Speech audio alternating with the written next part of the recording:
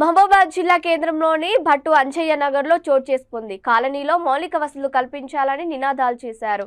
ఈ సందర్భంగా CPI ML new democracy party రాష్ట్ర కార్యవర్గ సభ్యులు ఆర్ఎల్లి కృష్ణ మాట్లాడుతూ వర్షాలు పడితే రహదారులు మొత్తం బురదమయంగా మారి మడుగులను రోడ్లపై నీరు నిండుతాయని అన్నారు. రాత్రి వేళలో రహదారిపై నడవాలంటే విషపురుగులతో ప్రజలంతా భయభ్రాంతులకు గురవుతున్నారని ఆవేదన వ్యక్తం చేశారు. కాలనీలో అంతర్గత రహదారులు, తాగునీరు, విద్యుత్, విద్య, మురుగు కాల్వల వసతులు లేక తీవ్ర ఇబ్బందులు ఎదుర్కొంటున్నామని ఆందోళన వ్యక్తం చేశారు. కాలనీలో మౌలిక వసతులు కల్పించాలని పలుమార్లు అధికారుల దృష్టికి తీసుకెళ్లినా ఎవ్వరూ పట్టించుకోలేదని వాపోయారు. ఉన్నతాధికారులు, స్థానిక శాసనసభ్యులు డాక్టర్ ముఖ్య మురళీ నాయక్, పార్లమెంట్ సభ్యులు పోరిక బలరాం నాయక్ స్పందించి కాలనీలో మౌలిక వసతులు కల్పించాలని, లేకుంటే ఆందోళన తీవ్రతరం చేస్తామని ఆయన హెచ్చరించారు. ఈ నిరసన కార్యక్రమంలో కాలనీ వాసులు పాల్గొన్నారు.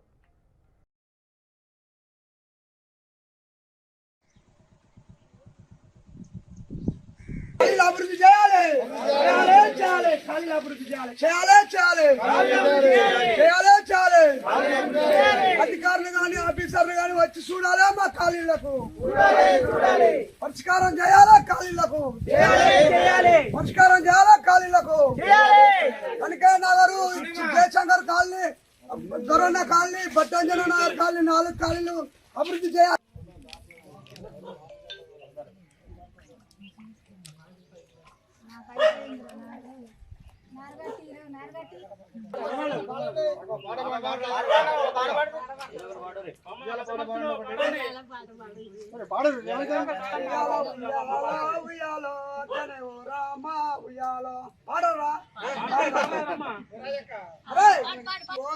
ఉయ్యాలో ఓటేయమంటారు, ఉయ్యాలో ఓటు వేసినాక ఉయ్యాలో పేదల ముఖాము, ఉయ్యాలో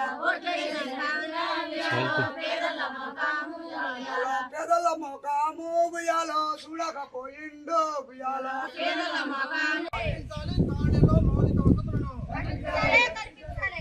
అభివృద్ధిపై ప్రభుత్వం దృష్టి సారించాలి. కాలనీలో అభివృద్ధిపై ప్రభుత్వం దృష్టి సారించాలి. కాలనీలో అభివృద్ధిపై సంబంధిత అధికారులు స్పందించాలి. వర్ధిల్లాలి సిపిఎంఎల్ డెమోక్రసీ, సిపిఎంఎల్ డెమోక్రసీ. స్పందించాలి కాలనీలో ఉన్న మౌలిక వసతులపై, స్పందించాలి కాలనీలో ఉన్న మౌలిక వసతులపై. ఇక్కడ స్థలం నిర్మించుకోవడం జరిగింది.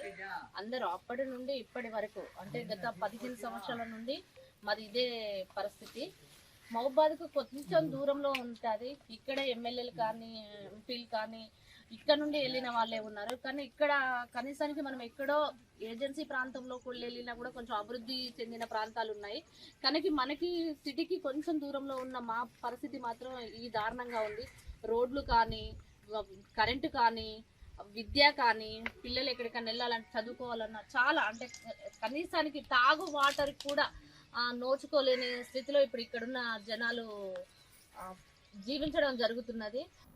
ముఖ్యంగా ఈ కాలనీలో విద్యుత్ సౌకర్యం లేదు, తర్వాత రోడ్ల సౌకర్యం లేదు, తర్వాత ఇంటి పన్నులు కానీ, ఇంటి నెంబర్లు కానీ, పట్టాలు కానీ అని ఈ ప్రభుత్వం మీద వాస్తవానికి గత 11 సంవత్సరాల నుంచి కూడా వీళ్ళు చాలా ఇబ్బందులు పడుతున్నారు. అయినప్పటికీ కూడా ఓట్ల రోజు వచ్చి ఓట్లు దండుకున్నారు, కానీ ఆ ఓట్లు హామీలు ఇచ్చారు, కానీ ఇంతవరకు ఎవరు చేయలేదు. కాబట్టి దీని మీద ప్రభుత్వం వెంటనే చర్యలు తీసుకోవాలని వాళ్ళు కూడా ఇక్కడికి పంపిస్తాం, అధికారులను పంపించి సర్వే చేపిస్తామని కూడా వాళ్ళు చెప్పడం జరిగింది. కానీ ఇంతవరకు ఎవరు రాలేదు. కాబట్టి ఈరోజు మీ ముందు ఈ యొక్క వాస్తవాలను మేము ముందు పెడుతున్నాం.